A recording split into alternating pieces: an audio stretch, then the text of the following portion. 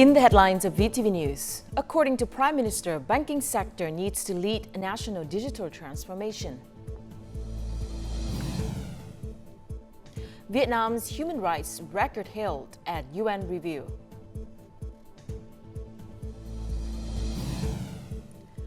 And later on in our world news, Russian president signs decree on national development goals.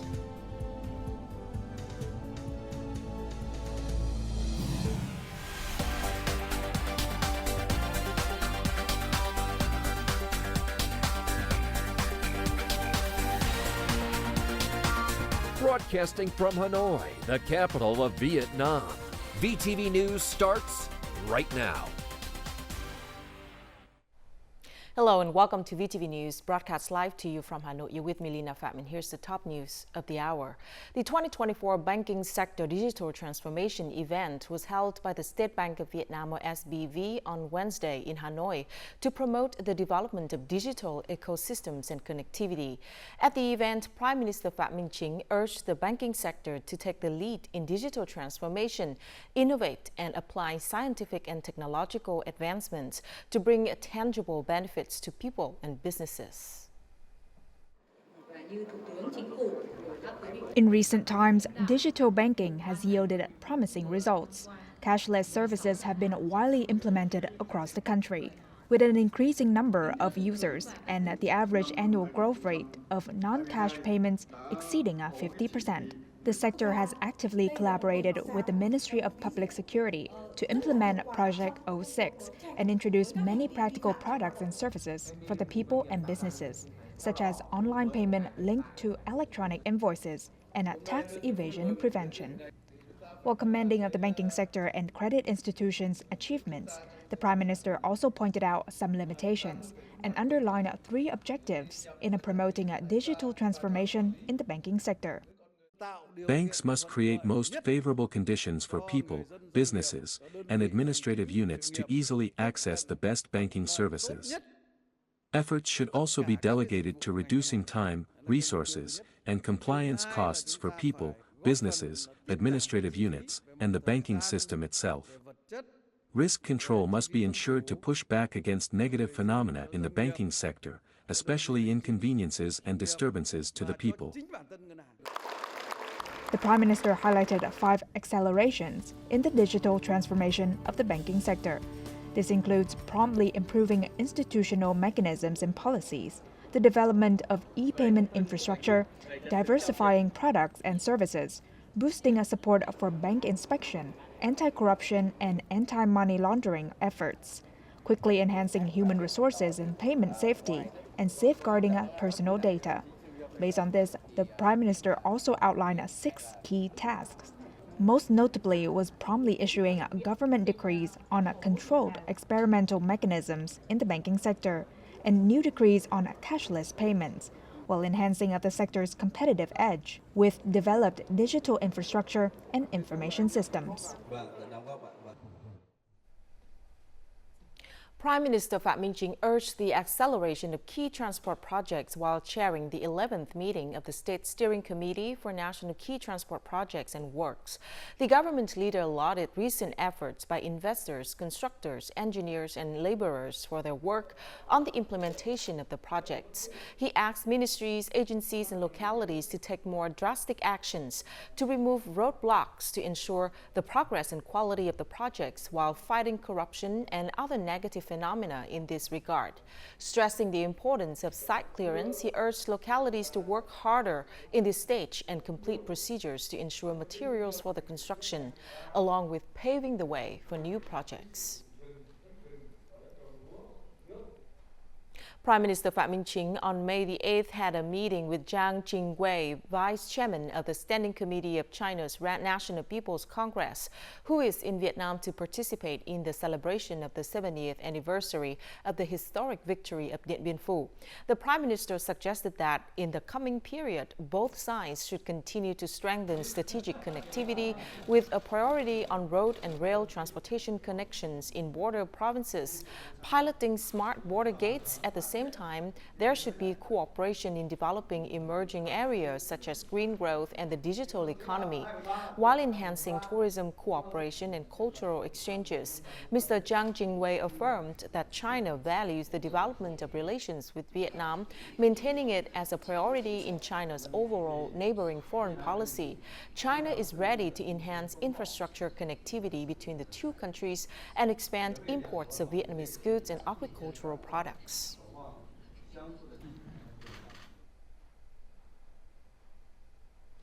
Over the past month, more than 15 banks have hiked up savings interest rates. The most significant increase is 0.9% per annum for terms over 6 months, while the rest have mostly increased by 0.1 to 0.5% per annum, depending on the term.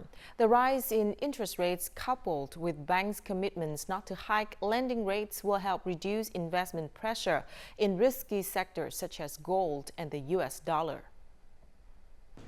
With idle funds of $11.7 thousand US, this man decided to deposit his savings in the bank when interest rates grew by an additional 0.5% per year. Real estate, securities, or gold markets are undergoing great fluctuations. I prefer safety, so I deposit money in the bank to earn some interest and can withdraw it for investment later if needed. For banks, there is still a large room for lending, considering that by the end of April, credit growth was 1.52%. This is equivalent to over $7.8 million lent to the economy. PG Bank mainly increases medium and long-term deposit terms over 1 year. The hike ranges from 0.2 to 0.4%. This aims to ensure capital for medium and long-term loans. To help small and medium-sized enterprises actively manage short-term financial costs, some banks have fixed interest rates for the entire duration of their loans. We have a $196 million package for trading enterprises with an interest rate of over 6.15% for VND, about 4% for USD. According to banking experts, maintaining low lending rates while increasing deposit rates and interbank rates is a way to cope with the downward trend of the Vietnam dong and limit investment in risky sectors such as gold and the US dollar. Storing Vietnam dong will be beneficial to some extent, thereby reducing pressure on exchange rates and fostering a more stable business environment for FDI and export enterprises in Vietnam. Recent reports show that the increase in deposit interest rates has only occurred in medium-sized and small-scale banks, with no clear participation from large private banks or state-owned groups. On the other hand, according to SBV data, the average lending rate for new loans is about 6.4% per year, down 0.7% compared to the end of last year.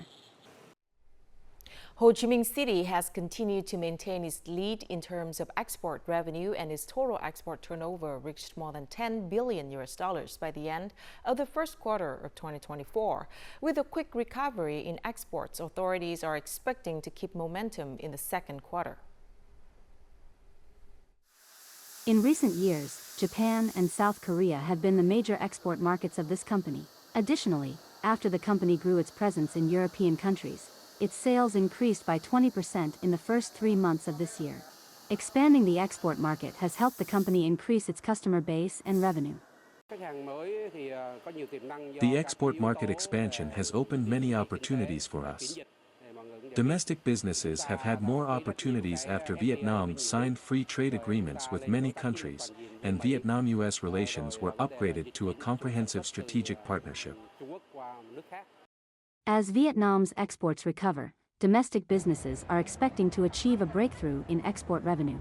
Through trade fairs, companies have a chance to showcase their products to potential customers. Today, we participated in this trade fair. As our cooperative is a small business, we were instructed to prepare documents required for exporting products. We will invite export specialists and organizations to share their knowledge and experience with Vietnamese businesses.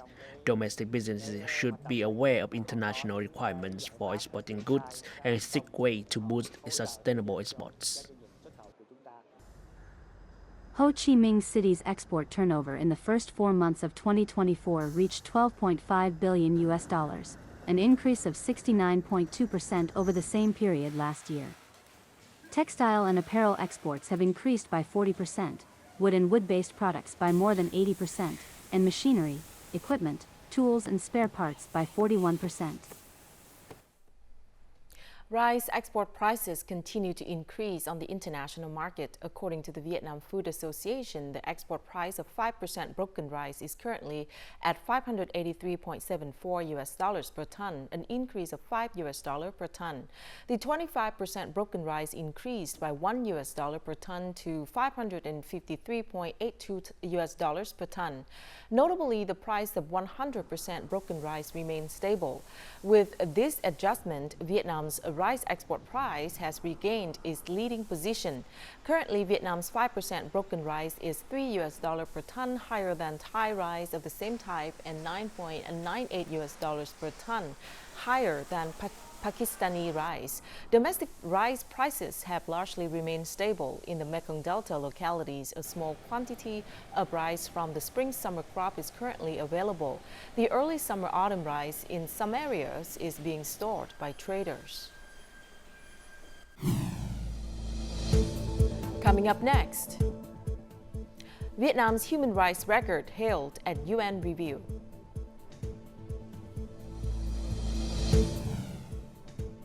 And overseas Vietnamese touched by visit to Trường Sa.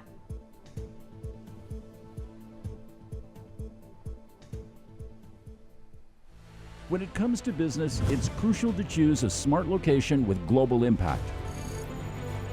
And Vietnam might just be the location for you.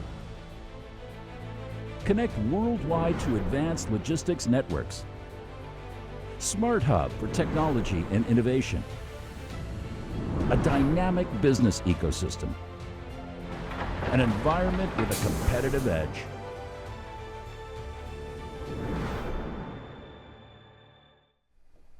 A Vietnamese delegation led by Deputy Minister of Foreign Affairs Do Hung Viet attended a dialogue on Vietnam's national report under the United Nations Human Rights Council's fourth cycle of the Universal Periodic Review Mechanism in Geneva on May the 7th.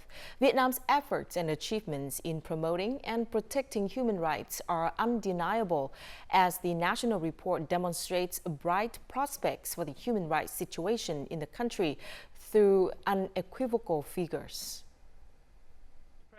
The event garnered high interest with more than 130 participating countries. They congratulated Vietnam on its 70th anniversary of the Dien Bien Phu victory and acknowledged Vietnam's policies and achievements in promoting and protecting human rights. Today, we would like to congratulate Vietnam on the 70th anniversary of the Dien Bien Phu victory. We highly appreciate Vietnam's achievements in building socialism, improving citizens' living standards and protecting human rights. China highly appreciates Vietnam's National Master Plan for 2021 to 2030. The plan prioritizes the building of the socialist rule of law state, the improvement of citizens' living standards, increased cooperation with international human rights mechanisms and organizations, and human rights achievements. We laud Vietnam's determined efforts and progress in meeting the SDGs that led to significant improvements in the quality of life of its people, particularly in terms of access to education, health, and other basic social services. While human rights values are universal, diversity and particularities should also be respected, and that there is no single model applicable to all countries. Vietnam had no purpose other than to ensure that all Vietnamese could fully enjoy all human rights. Vietnam's human rights record and its efforts were recognized by 133 participating countries. All countries have their own unique cultures and traditions, so each nation has its own human rights-based approach. Vietnam received around 300 recommendations from the United Nations Human Rights Council, covering a wide range of human rights issues. The working group on the Universal Periodic Review is scheduled to adopt the recommendations made to Vietnam on Friday. Amid water shortages and scarcity during the peak of this dry season, numerous farmers in Binh Thuận province have taken proactive measures to seek alternative water sources for irrigation. They have also implemented water-saving irrigation solutions to conserve resources and safeguard their crops through this challenging period. In Ham Thuận Nam district, numerous small-capacity reservoirs, rivers, and streams have already dried up, leaving many dragon fruit gardens without sufficient water. To address this, farmers are resorting to drilling wells and pumping water to irrigate their dragon fruit trees. They're also adjusting their irrigation schedules, extending intervals while reducing water usage to prevent plant wilting. We must prepare to extract water from drilled wells, despite some wells nearly drying up, to ensure the survival of our trees. According to data from Binh Thuận province's agricultural sector, over 360 hectares of dragon fruit trees in Ham Thuận Nam district are suffering from water scarcity. Additionally, in Ham Tân district and La Di town, nearly 102,000 hectares of dragon fruit trees are at risk of damage due to drought conditions. Both the agricultural sector and local authorities advocate for responsible water usage in irrigation. Local authorities have recommended that farmers drill wells to store enough water to irrigate perennial plants within a 15-day interval. We will provide water for them to store in ponds. Farmers should continue to utilize existing wells and adopt water-saving solutions for farming. The remaining water in the reservoirs is allocated as a priority for perennial crop irrigation and domestic water supply. Hence, it's crucial for farmers to store water in anticipation of a prolonged drought. They should also refrain from planting the summer-autumn crop without a planned crop schedule to prevent damage caused by drought and water scarcity. A total of 32 teams have begun their attempt to win the 2024 Vietnam Robot Contest, or Robocon Vietnam, in the competition's final round, recently held in Hanoi. The theme of this year's Robocon Contest is Harvest Day, inspired by rice cultivation on terrace fields. Each team has 2 robots, which perform different tasks, such as planting rice and harvesting.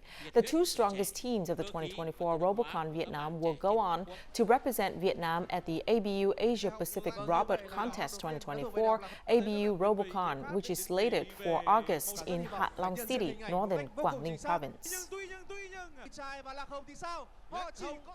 The State Committee for Overseas Vietnamese Affairs under the Ministry of Foreign Affairs, in collaboration with the Navy Command, recently organized a delegation of Vietnamese people living abroad to visit and encourage officers, soldiers, and people in Trường Sa district and platform DK-114. This trip was held on the occasion of the 49th anniversary of the liberation of the Trường Sa archipelago and the 69th anniversary of the establishment of the Vietnam People's Navy. More in the following.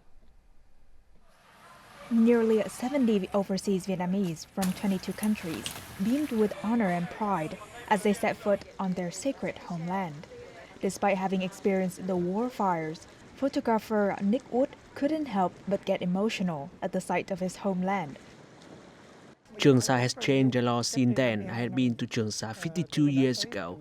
I am very happy to see the children here have schools, the soldiers have everything they need and are less lonely. After visiting officers and soldiers, the overseas Vietnamese were increasingly impressed by the courageous spirit that helped the military forces and locals overcome all hardships. I hope to be an ambassador, raising awareness of how difficult life is here and encouraging everyone to support the soldiers so they can protect the country's sky and sea. This visit was an opportunity for Vietnamese people living overseas to meet and establish bonds with people, officers, and soldiers within the country. Over the past 20 years, the implementation of Resolution 36 has seen clear achievements. More contributions are seen from Vietnamese people from overseas. The party and state have also been more attentive towards overseas Vietnamese. The country's position has been enhanced. Overseas Vietnamese have mobilized resources to improve construction works at different island points, contributing to the unit's strength in their mission of protecting the country's sovereignty over seas and islands.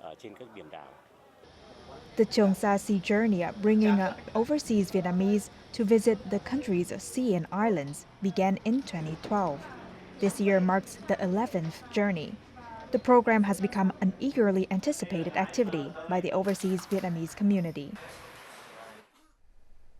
Every Vietnamese living abroad often experiences a surge of longing for their homeland. This nostalgia could be for village paths, beloved dishes, or sweet melodies. In the distant African country of Senegal, there are Vietnamese descendants whose hearts always turn towards their homeland. Despite being thousands of miles away from Vietnam, they strive to preserve and cherish their country's beautiful cultural traditions. This 91-year-old veteran still remembers quite a few old songs. Having been away from Vietnam since the age of 14, as he grows older, Mr. Zong Gomis misses his mother more and more. He remembers the flavors of the Vietnamese meals that his mother used to cook. Back then, my family was poor, there was no meat to eat. We only had braised fish, fried shrimp, boiled water spinach, and shrimp paste or fish sauce.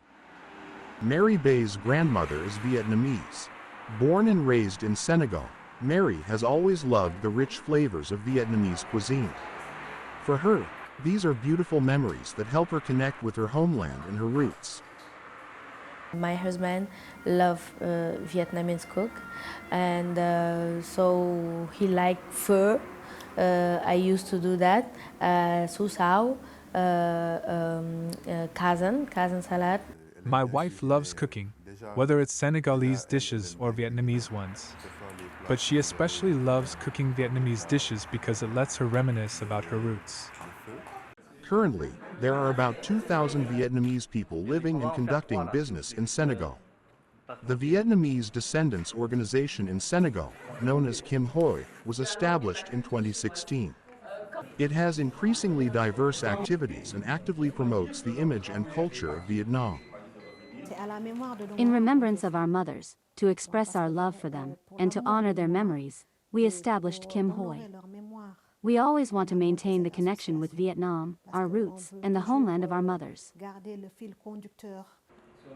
The second and third generations of Vietnamese descendants in Dakar may no longer speak Vietnamese, but the homeland is always in their hearts. Despite being far from Vietnam, they make efforts every day to preserve the Vietnamese spirit in order to keep the bond with their homeland alive.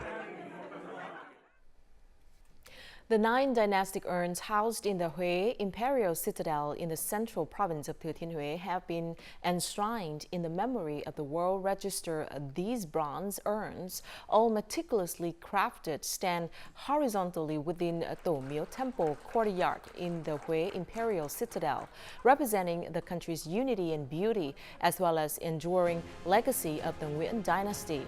They were cast in late 1835 and completed in early 1837 under the reign of King Minh Mac.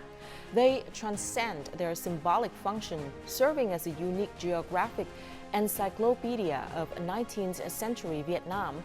With this addition, Vietnam now boasts 10 heritage sites honored on the UNESCO memory of the World Register in the Asia-Pacific region, including 3 documentary world and 7 documentary heritages.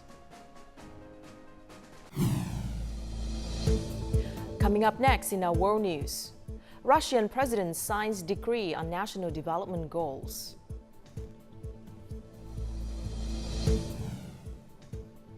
And Israel-Hamas remain far from ceasefire agreement. After his sworn-in ceremony for the 5th term on Tuesday, Russian President Vladimir Putin signed a decree that sets national development goals for 2030 and for a longer term until 2036. The new decree defines the national development goals such as population preservation and family support, education of a patriotic and socially responsible person, comfortable and safe living environment, environmental well-being, well-being, sustainable and vibrant economy, technological leadership, as well as digital transformation of government administration, economy and social area. Russia aims to become one of the 4 largest economies in the world by 2030 and among the top 10 countries in terms of research and technological development. According to the new decree, the poverty rate in Russia should decrease below 7% by 2030 and below 5% by 2036. On Tuesday, Egypt hosted delegations from Hamas, Israel, Qatar, and the United States in Cairo with the aim of reaching a comprehensive truce in the Gaza Strip. However, no major progress was made at a new round of Gaza ceasefire talks in Cairo as Israel and Hamas clash on a ceasefire proposal. More to follow. The Israeli delegation arrived in Cairo on Tuesday afternoon. Israeli Prime Minister Benjamin Netanyahu had earlier instructed the Israeli delegation to stand firm on the conditions necessary for the release of Israeli hostages and on the essential requirements to ensure Israel's security.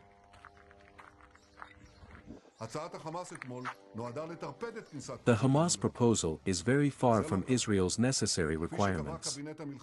Israel cannot accept a proposal that endangers the security of our citizens and the future of our country. The Israeli army on Tuesday launched a military operation in Gaza's southernmost city of Rafah, where more than 1 million Palestinians displaced from elsewhere in Gaza are sheltering.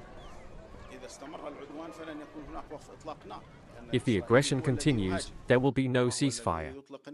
It is normal for the resistance to respond to this aggression, to respond in defense.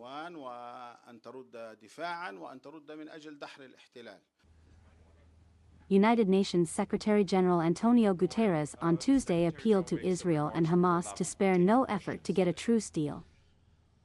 We are at a decisive moment for the Palestinian and Israeli people and for the fate of the entire region. An agreement between the government of Israel and the leadership of Hamas is essential to stop the unbearable suffering of Palestinians in Gaza and of the hostages and their families. Cairo, Doha, and Washington are seeking to reach a deal for a prisoner exchange and a second ceasefire between Israel and Hamas, following the first one that ended in late November 2023. Both Japan and South Korea are experiencing labor shortages and have increased their need for foreign workers. Japan's labor shortage remains a serious issue, with 51% of companies reporting that they did not have enough employees, according to survey results released last week. As the labor market shrank, 313 companies curtailed operations in the fiscal year of 2023. Businesses hoped the Japanese government would loosen entry requirements to tackle labor shortages. Meanwhile, South Korea is expected to recruit about 62,000 temporary foreign workers to tackle labor shortages in rural areas during peak season.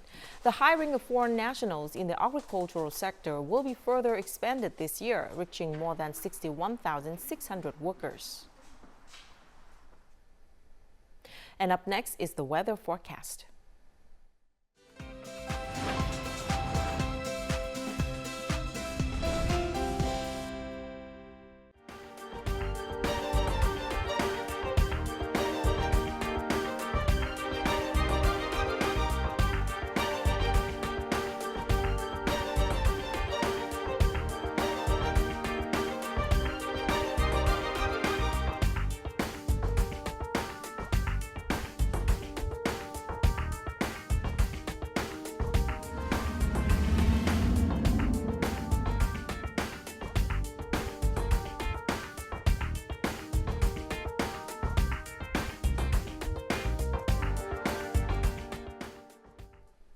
And that's it for this edition of VTV News. Thank you very much for watching. To rewatch our program, you can download VTVgo from App Store or Google Play, or tune in our YouTube channel at youtube.com/VTV4Go. See you again at 3 p.m. local time. Goodbye for now.